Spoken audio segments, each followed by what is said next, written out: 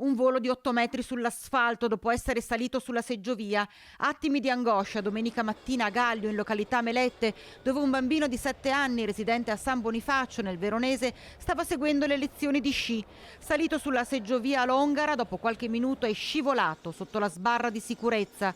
Provvidenziale l'intervento della persona che si trovava accanto a lui, che l'ha afferrato al volo evitando che il piccolo si schiantasse sulle rocce sottostanti. I tecnici dalla cabina di comando hanno bloccato la seggiovia, hanno attivato la retromarcia per limitare l'impatto, ma proprio a poca distanza dalla base la persona che teneva stretto il ragazzino non ce l'ha più fatta e ha mollato la presa. Il bimbo è precipitato sull'asfalto riportando serie fratture al bacino e agli arti inferiori.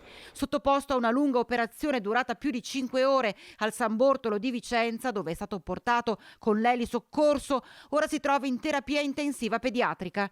Una vicenda che ha visto aprirsi un'indagine da parte dei carabinieri di Thiene, che stanno visionando le immagini delle telecamere della videosorveglianza. I primi a dare soccorso al bambino sono stati proprio i carabinieri sciatori presenti sulle piste delle Melette, oltre al personale della seggiovia in attesa dell'ambulanza del SUEM.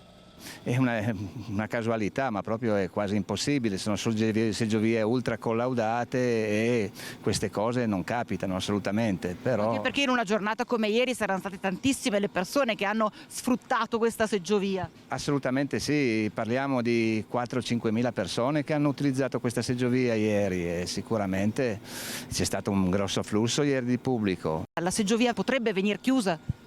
Non lo so, quello deciderà il magistrato. Dubito che venga chiusa, perché è fondamentale l'utilizzo di questa seggiovia per tutte le Melette, per l'utenza anche dei principianti o cosa. Questa è un po' un campo scuola, questa seggiovia, è basilare che funzioni. Tra l'altro nell'immediatezza una persona ha bloccato il traffico lungo la strada dove è caduto il piccolo, ma non solo. Quando la seggiovia faceva retro per arrivare in stazione, che poi non ce l'ha fatta, si è messo anche sotto per cercare di attutire l'impatto del ragazzino.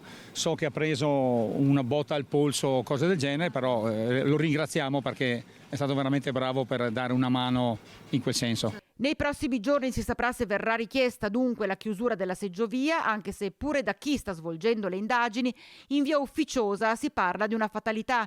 Alle Melette in giornata si sono recati anche i funzionari dell'USTIF, del Ministero dei Trasporti, per tutte le verifiche del caso.